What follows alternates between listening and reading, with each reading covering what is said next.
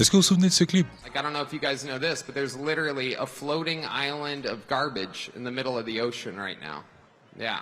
I think it's called Puerto Rico. Ouais, dans ce clip, on voit un humoriste lors d'un Trump Rally en 2024 qui a insulté l'île de Puerto Rico et tous ses habitants. Personne s'attendait à ce qu'un des artistes les plus prominents de l'île, soit Bad Bunny, le prenne si personnellement et décide de transformer sa colère en un art qui allait l'amener dans un generational run.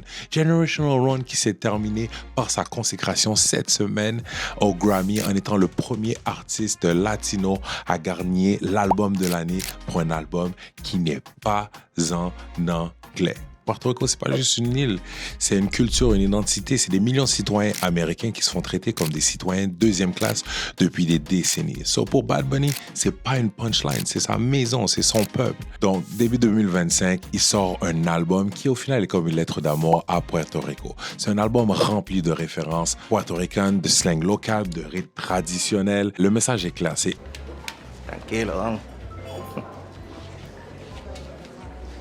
¿Seguimos aquí? Sí, seguimos aquí. Y gracias. No. Gracias a usted.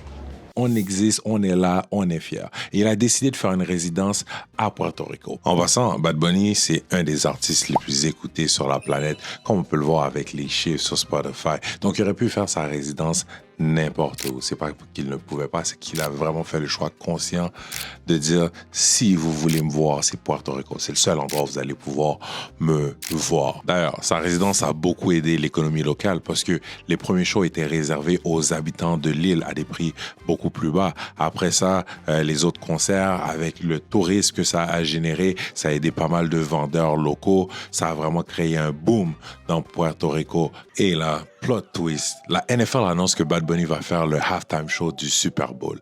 Internet explose, les gens sont extrêmement divisés. Certains sont « Why him? He's not even American, he doesn't even speak English ».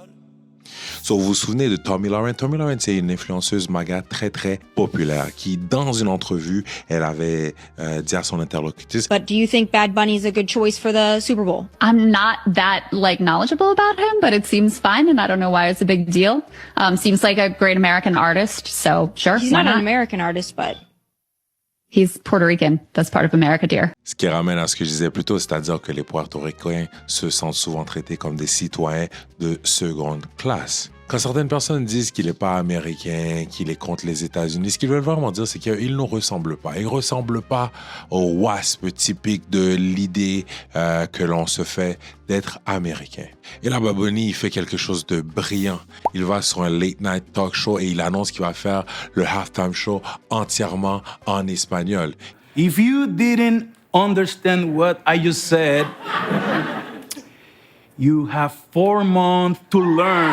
Évidemment, ça rend les gens de la sphère MAGA complètement fous.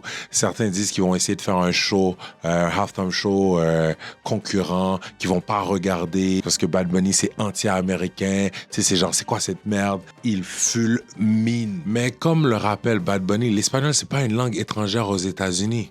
Alors qu'il y a des dizaines de millions d'Américains qui le parlent tous les jours. Si on regarde les statistiques, il y a entre 50 à 60 millions de personnes aux États-Unis qui parlent l'espagnol. C'est la deuxième langue la plus parlée aux États-Unis. Petite comparaison, la population canadienne, c'est 42 millions. On le voit au Grammy, visiblement ému quand il gagne l'album de l'année. Et étant un homme de son temps, tu le vois, il monte sur le stage, il dit « Before I say...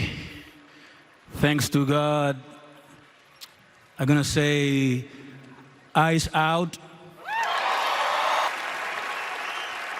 We're not savage, we're not animals, we're not aliens, we are humans and we are Americans. The only thing that is more powerful than hate is love.